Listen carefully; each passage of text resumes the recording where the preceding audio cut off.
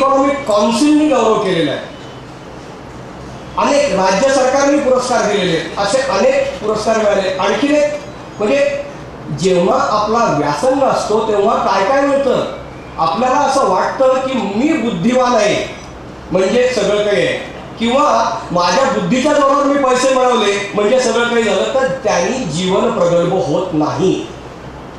जीवन प्रगल्भ करण्यासाठी इतरही काही गोष्टी लागतात. इथं त्यांच्या भगिनी आलेल्या आहेत, सुलभाताई पिशवीकर. या दोघांनी भावा बहिणींनी मिळून नादवेद असं संगीताचा पूर्ण परिचय करून देणारं, संगीताचं सौंदर्यशास्त्र उलगडून दाखवणारं पुस्तक लिहिलेलं आहे. आणि संगीताची त्यांनी जी काही रसास्वाद घेण्याची जी लेख लिहिले, व्याख्यानं दिली, त्यामुळे कुमार गंधर्व यांच्या नावाने दिला जाणारा पुरस्कार सुद्धा त्यांना मिळालेला आहे.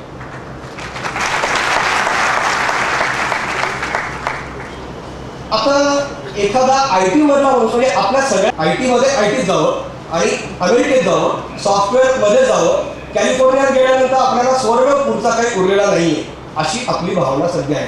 पण यापेक्षा पलीकडे जाऊन मला काहीतरी काम करायचंय, मला व्यसनं का लागतात हे माहिती आहे, त्यामुळे व्यसनमुक्ती कशी करायची आहे याचा एक अतिशय आस्थेवाईकपणे आग्रह धरून त्यासाठी काम करणं हे बरोबर करतात. आणि इतकंच नाही, ऑटिझम हा एक मतिमंदत्वाचा एक वेगळा प्रकार आहे. अशी एक मुलं आपल्याकडे असतात आजूबाजूला की ज्यांना अनेक भावभावना व्यक्त करता येत नाहीत, एक्सप्रेस करता येत नाहीत, त्यांना शिकवण्यासाठी त्यांनी शाळा काढलेली आहे.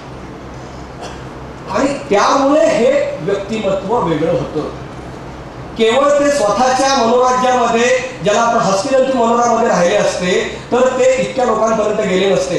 म्हणजे ते एकाच वेळेला बुद्धी, भावना आणि समाजाबद्दल माझं काहीतरी देणे घेणे, मी लोकाभिमुख आहे हे नुसतं न सांगता ते करत राहिले. म्हणूनच आज इथं सकाळी त्यांनी राजस्थान विद्यालयामध्ये 9वी 10वीच्या विद्यार्थ्यांसमोर कोणत्या विषयावर बोलले ते तर आर्यभट्ट ते बिग बँग, आर्यभट्ट पासून महास्फोटापर्यंत या अशा अनेक प्रश्नांचा उहापोह करताना त्यांची स्वतःची वाटचाल आणि माहिती तंत्रज्ञानाची वाटचाल असा एक एकत्रित पट आपल्या समोर मांडणार आहे. मी अच्युत भाईला विनंती करतो की त्यांनी सविस्तर आपल्या समोर विचार मांडावे. धन्यवाद.